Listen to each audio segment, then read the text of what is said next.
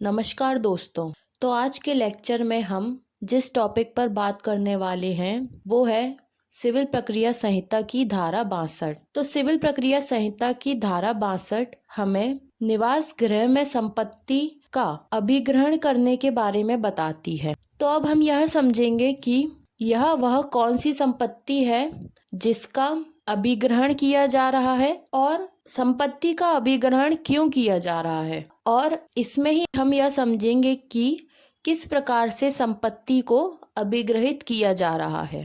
तो जैसे कि हम देखते हैं, सिविल प्रक्रिया संहिता की धारा 62 आती है कुर्की वाले टॉपिक के अंतर्गत। तो जब कभी भी निर्णित ऋणी यानी जिस व्यक्ति के खिलाफ सिविल मामले की डिक्री पारित की गई है, जिस व्यक्ति के खिलाफ सिविल मामले का निर्णय पारित किया गया है, जिसे हम डिक्री कहते हैं, और जिसके खिलाफ ऐसा निर्णय पारित किया जाता है या डिक्री पारित की जाती है, उसे हम निर्णित ऋणी कहते हैं। तो निर्णित ऋणी के खिलाफ जब कभी भी डिक्री पारित की जाती है तो उस डिक्री के निष्पादन में कई बार उस निर्णित ऋणी की संपत्ति को कुर्क कर लिया जाता है। तो किसी भी संपत्ति की कुर्की करते हुए उस संपत्ति को अभिग्रहित किया जाता है। तो इस प्रकार से जब भी निर्णित ऋणी की संपत्ति कुर्क की जाती है तो उस निर्णित ऋणी की संपत्ति यदि उसके निवास गृह पर है, यानी जहाँ पर वह रहता है उस स्थान पर उसकी कोई संपत्ति है, तो संपत्ति को अभिग्रहित किया जाता है। इसी बारे में हमें बताती है सिविल प्रक्रिया संहिता की धारा 62। तो सिविल प्रक्रिया संहिता की धारा 62 में लिखा हुआ है कि निवास गृह में संपत्ति का अभिग्रहण, seizure of property in dwelling house. धारा 62 की उपधारा 1 में लिखा है, कोई भी व्यक्ति इस संहिता के अधीन जंगम संपत्ति का अभिग्रहण, यानी कि कोई भी व्यक्ति से यहाँ पर मतलब है कोई भी अधिकारी, जिस अधिकारी को उस संपत्ति को अभिग्रहण करने का आदेश दिया गया है या जिसे आदेशिका दी गई है, तो कोई भी व्यक्ति इस संहिता के अधीन जंगम संपत्ति, यहाँ पर कौन सी संपत्ति का अभिग्रहण हो रहा है? जंगम संपत्ति का, यानी चल संपत्ति का, जिस संपत्ति को एक स्थान से दूसरे स्थान पर ले जाया जा सकता है। तो जैसा कि हम लोग जानते हैं कि दो प्रकार की संपत्तियां होती हैं। एक होती है स्थावर संपत्ति, जिसे अचल संपत्ति कहा जाता है, जो इमूवेबल होती है, जिसे एक स्थान से दूसरे स्थान पर नहीं ले जाया जा सकता। और एक होती है जंगम संपत्ति, जिसे एक स्थान से दूसरे स्थान पर ले जाया जा सकता है।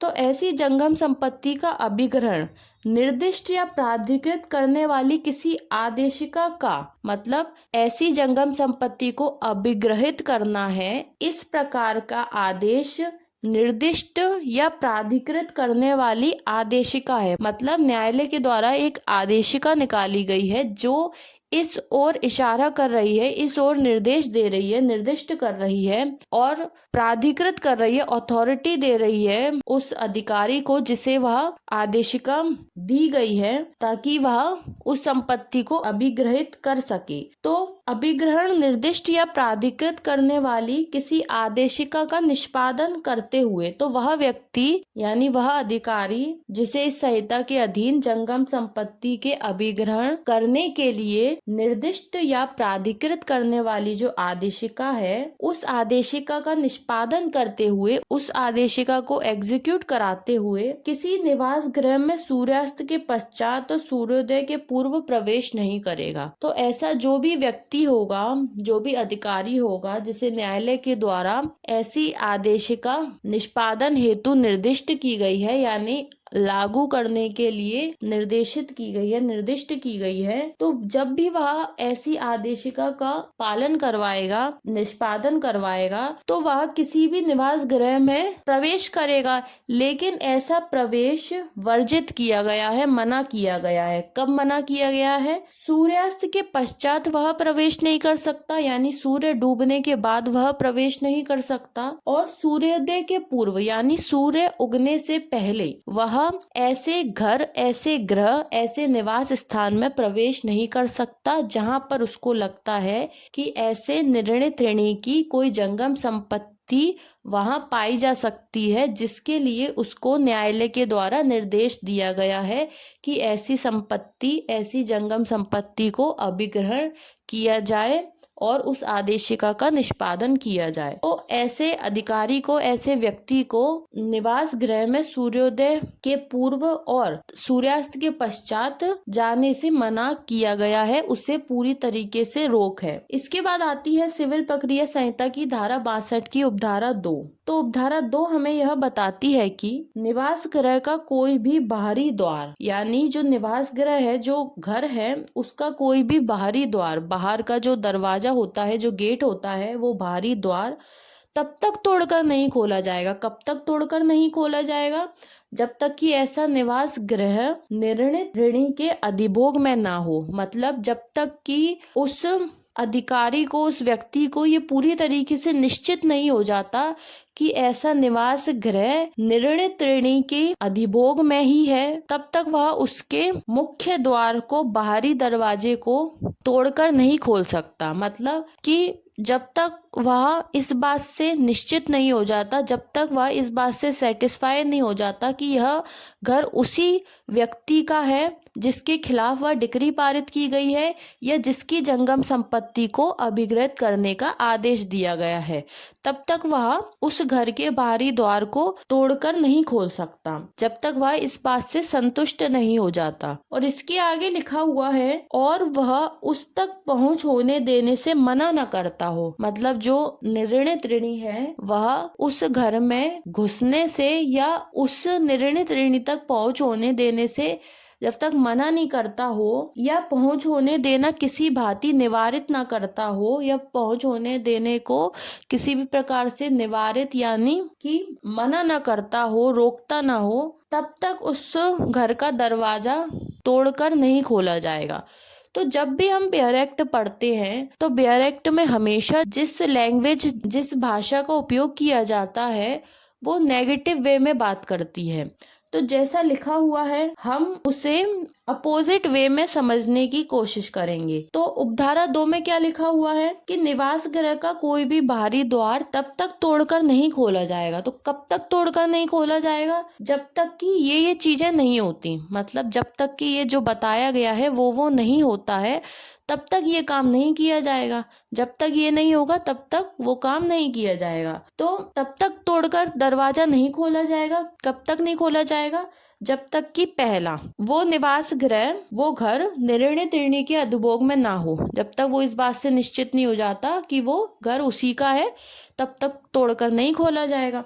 दूसरा, वह उस तक पहुंच होने देने से मना न करता हो। जब तक कि वह उस तक पहुंच होने देने से मना न करता हो, अगर उसको ऐसा लगता है कि निर्णित ऋणी उस तक पहुंच होने देने से मना करता है, तब तक नहीं खोला जाएगा। या पहुंच होने देने से किसी भी भांति निवारित नहीं करता, जब तक कि उसको ये नहीं लगता कि वो पहुंच, अपने तक पहुंच होने देने से किसी भी भांति से निवारित करता है, कोई रुकावट लाता है या कोई परेशानी खड़ी करता है, तब तक वो दरवाजा तोड़कर नहीं खोला जाएगा। ठीक है।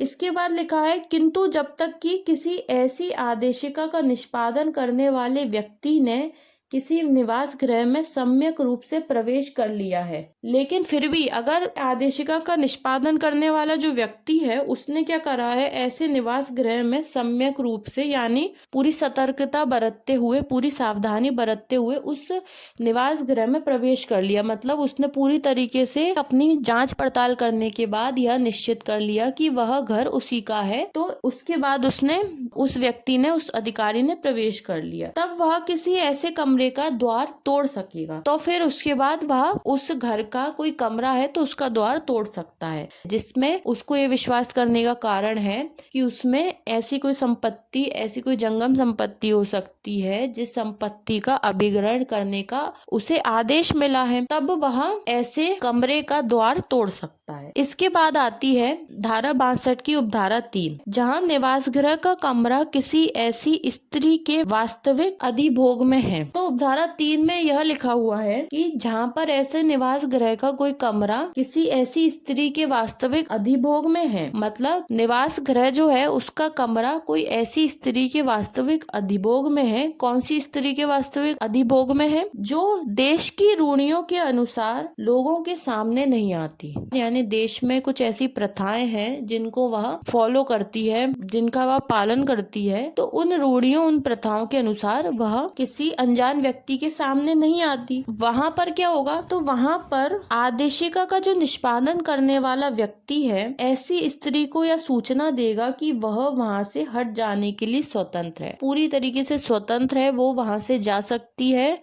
और वो वहाँ से हट सकती है, और उसको हट जाने के लिए युक्त समय अनुज्ञात करेगा, यानी कि युक्त समय उसको देगा, और वो थोड़ा वेट भी करेगा कि वो वहाँ से हट जाए, और हट जाने के लिए उसे युक्त सुविधा देने के पश्चात, और उसको हट जाने के लिए युक्त सुविधा देगा कि उसे उस कमरे से बाहर जाने में किसी भी प्रकार की कोई परेशानी नहीं हो, तो उसको पूरी युक्त सुविधा देगा। और उसको सुविधा देने के पश्चात, मतलब उसके निकल जाने के बाद, और साथ ही उस संपत्ति के छिपाकर हटाए जाने का निवारण करने के लिए ऐसी हर एक पूर्व सावधानी बरत करके, मतलब उसे वहाँ से हट जाने के लिए युक्त सुविधा देगा। इसके साथ ही साथ वो ये भी करेगा कि कहीं उस संपत्ति को कोई छिपाकर बाहर नहीं ले जाए। इस बात का निवारण करने के लिए और इस बात को रोकने के लिए वह सारी पूर्व सावधानियां बरतेगा, मतलब जो भी सावधानी उसको लगता है कि यह बरतनी चाहिए वह सारी पूर्व सावधानी बरतेगा, क्योंकि उसने उस महिला को उस निवास गृह उस कमरे से हट जाने के लिए बोल दिया, तो कहीं वह महिला अपने वस्त्रों में अपने कपड़ों में कोई जंगम संपत्ति छुपाकर बाहर नहीं ले जाए।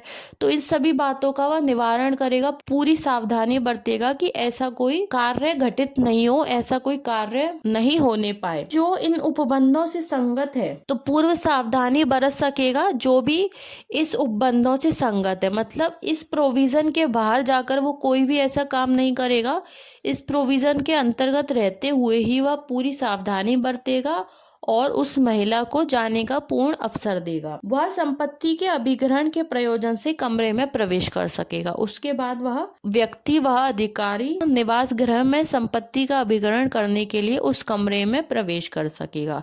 तो सिविल प्रक्रिया संहिता की धारा 62 केवल हमें यहीं तक इतना ही बताती है कि किस प्रकार से जो व्यक्ति है जिसे वह आदेशिका न्यायालय के द्वारा दी गई है कि वह जंगम संपत्ति का अभिग्रहण करने के लिए किसी निवास गृह में प्रवेश कर सकता है, लेकिन इसमें कुछ शर्तें और इसमें कुछ पॉइंट्स दिए गए हैं जिनके अंतर्गत रहते हुए ही वह निवास गृह में प्रवेश कर सकता है। तो यह थी सिविल प्रक्रिया संहिता की धारा 62। तो अब मिलते हैं अगले लेक्चर में। धन्यवाद।